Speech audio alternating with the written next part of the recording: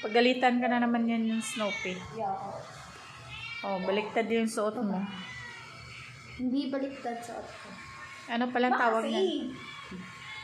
Eh, obvious naman, oh, pag talikod mo. Ha? Ano meron sa likod ko?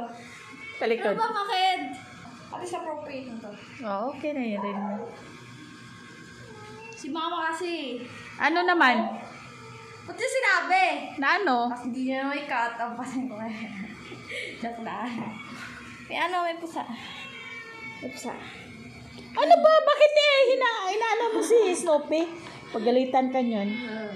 Hindi. May si Snoopy. Pagalitan ka. Natatin ko siya. Baka kagatin talaga yung mukha mo, ha? Huwag kasi marumi, kinakagatin siya niyang lalaki. Buntis ata yan. Yan papakol. Sa'yo na siya. Alis mo sa Tumae yan siya eh. Kakarat. Oh, wag kasi! Kinagat ka. Snoopy! Binunod ko kasi yung buhok eh. Binunod ko. Bakit kasi ang ano? Wag ba kasi kagatin ka niyan? Bye-bye guys. Kasi naiinis siya sa'yo. Hugas ka ng kamay. Sunrock. Pati dito. Dito. Hawala yun din. Lagyan mo na ang sunrock sa violet. Para ma-disinfectant mo. Bakit? Bakit ba? Anong mayroon dyan? Nagtawag mo kayo. Sige, pretend po mo. Ano? Pati dito. Uy, dito. Yan. Sabi daw nitry akong targeted ni teacher.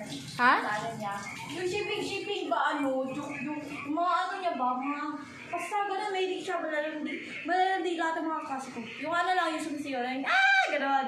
Oh. Tapos yan, kasi di-ship niya lahat. Yung iba lang, yung iba na niya Oh, tapos? try niya ako anuhin, para kasi paminsan na yung nananahin yung dahil pinakakailangan niya. Oh. I-ship Talyedo to tapos sinasabi ng mga kakasi ko, uy sir, nananahimik yan. Siya na lang yung gagawa niyo yung pakailaman. Huwag niyong pakailaman si Kathleen.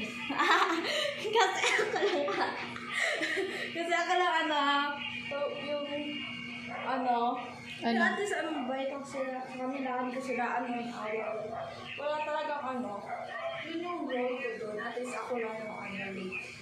At least may mabait na tao sa isang demonyong classroom doon. Sa classroom. Magtutbrush ka. Kasi pa minsan mag-hello sila kapag nakita nila ako. Or ako yung mismo mag-hello sa kanila. That's yung Siyempre, mag-approach ka. Ang hirap na rin kasi makahanap doon ng mabait tao. Like as in talaga mabait. Kunin mo nga yung ipit sa buko nandun. Nandun! Sa pintuan ng No! Huwag niyo ako i-dyan! Ay, oo nga.